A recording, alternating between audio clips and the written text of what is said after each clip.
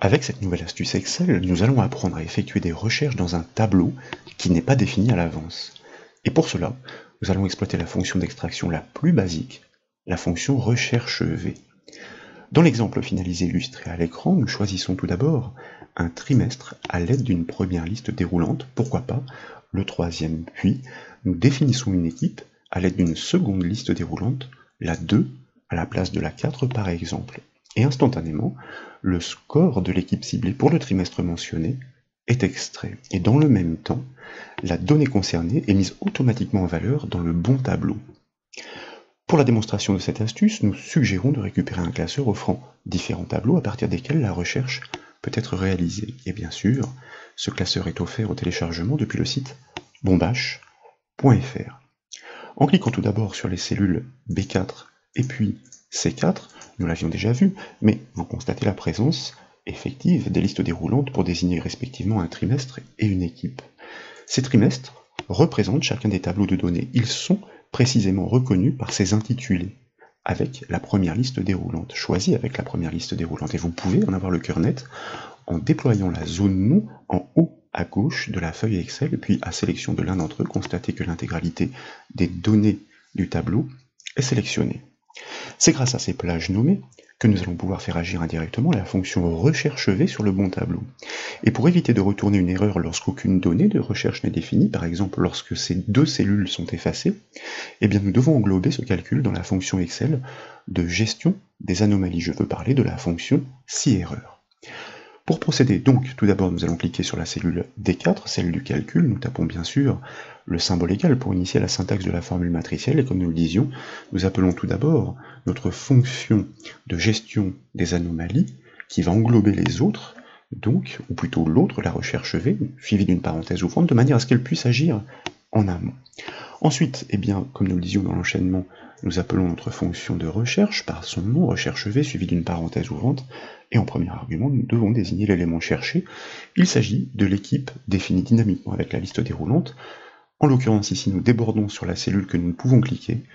Qu'à cela ne tienne, nous allons taper ces coordonnées C4. Puis, nous tapons un point-virgule pour passer dans l'argument du tableau de recherche. Et c'est à cet emplacement précis que l'astuce réside. Pour désigner le bon tableau de recherche, puisqu'il peut s'agir du premier, du deuxième, du troisième ou encore du quatrième, nous ne pouvons nous contenter de désigner le trimestre choisi par l'utilisateur à l'aide de la première liste déroulante. Excel considérerait cette information comme un texte et non comme une plage. Pour qu'il puisse établir la correspondance, nous devons exploiter la fonction d'interprétation, la fonction indirecte.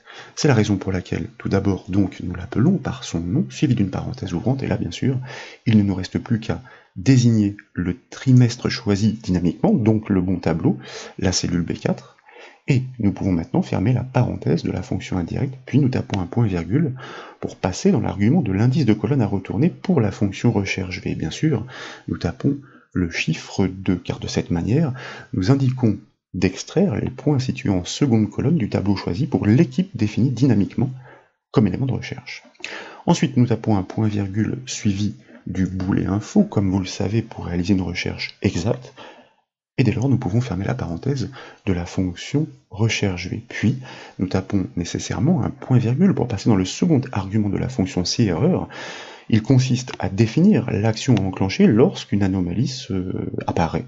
En l'occurrence ici, nous allons inscrire simplement deux guillemets pour garder la cellule vide en cas de recherche infructueuse. Puis, nous fermons la parenthèse de la fonction si-erreur. Et dès lors, il ne nous reste plus qu'à valider la formule d'extraction avec la touche Entrée du clavier. Comme vous pouvez le constater, les points pour l'équipe 4 du trimestre 2, donc définis dynamiquement, sont parfaitement extraits. Nous pouvons faire la correspondance très rapidement. Et bien sûr, si nous modifions ces contraintes dynamiques en choisissant une autre équipe, puis un autre trimestre, donc l'équipe 2 pour le trimestre 3, constatez que, là encore, l'extraction qui s'actualise dynamiquement est parfaite. Pour aboutir à la solution, nous proposons maintenant de repérer en couleur la valeur extraite dans le tableau choisi. L'utilisateur pourra ainsi opérer la concordance avec une plus grande simplicité. Mais en raison du fractionnement des tableaux et de la nécessité des références absolues, nous devons bâtir une première règle de mise en forme conditionnelle sur le premier tableau et l'adapter manuellement sur les autres en ajustant les coordonnées impliquées.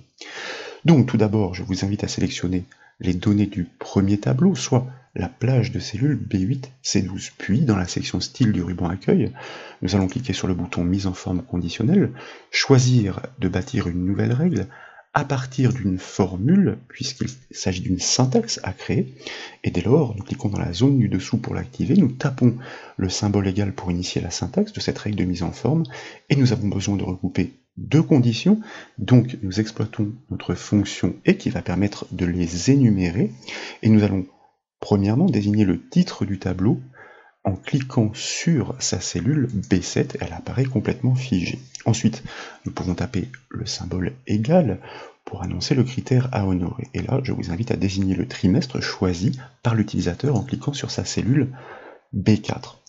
Nous pouvons dès lors taper un point-virgule pour poursuivre l'énumération des conditions. Et maintenant, nous allons désigner l'équipe. Il s'agit du deuxième critère à honorer pour la concordance.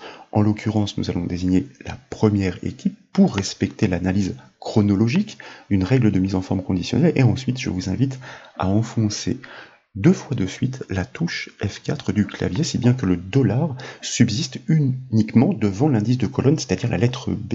Vous le savez donc, l'analyse d'une mise en forme conditionnelle est chronologique, ça nous l'avons dit. C'est la raison pour laquelle nous débutons l'étude à partir de la première équipe afin de trouver la concordance avec celle choisie par le biais de la liste déroulante.